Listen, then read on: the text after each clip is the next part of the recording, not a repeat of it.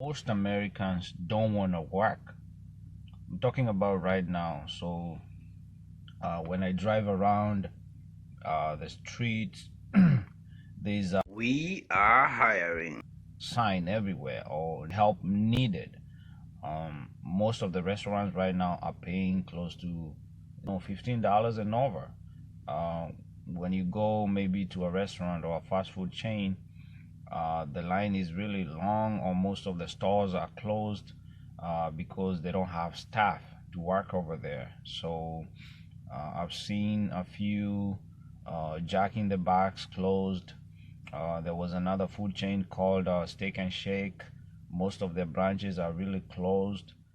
You go to McDonald's, it's still hanging in there, but sometimes at McDonald's you go in, the it takes longer to be served or they close early.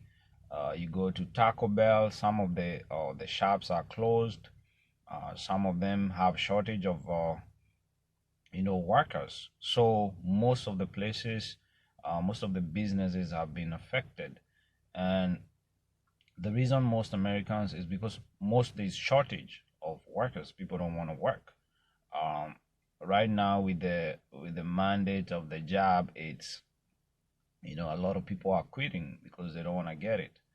Uh, but the other thing is also because during the pandemic, the food delivery, it's very competitive. So there are food delivery applications like Uber, um, Grubhub, DoorDash, um, and there's also Instacart. So during the pandemic, a lot of people were staying at home, and this application is the time they were coming up. So a lot of people needed errands to be ran, food to be delivered. So people got accustomed to those food delivery applications. So a lot of people, even after everything was started opening back up, they did not want to go to the restaurants. So they opted to stay at home and order food delivery. The other thing that happened is also because now everybody was staying at home, uh, an opportunity rose for those people who had vehicles, and they started signing up and doing food delivery. And if you're getting paid 10 to $20 every hour at a job, food delivery will give you, it has given a lot of Americans freedom. Right now, let's take a city like New York. There are over 65,000 food delivery drivers or workers. You can imagine those are 65,000 people who have been taken from the workforce, and now they're working, in the food delivery. And it's a lot of money. So somebody getting paid $10 an hour while they can go shop Instacart and get paid $40 within 1 hour, and it's just shopping.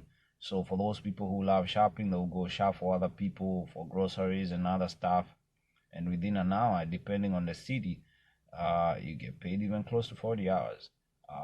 When it comes to food delivery, uh, you deliver for a few, within an hour you have $20-$30. So people who work in those restaurants or jobs where they're paying below $20, they'll be like, why do I need to work this job while I can go there and deliver food for 5 hours a day and I have over $100? Because yes, it's a lot of money.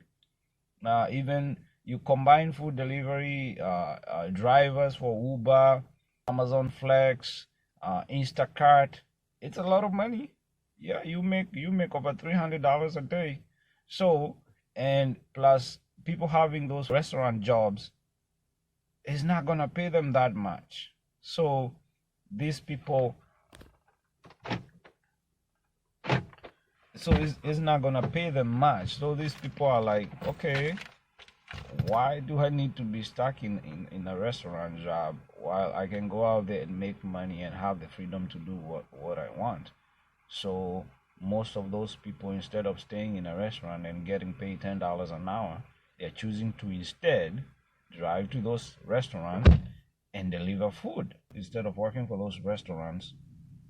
They are up and get paid $10 an hour. They're opting to sign up for the food delivery applications and go to those restaurants and pick up food and deliver and get even paid more and have the freedom and the flexibility.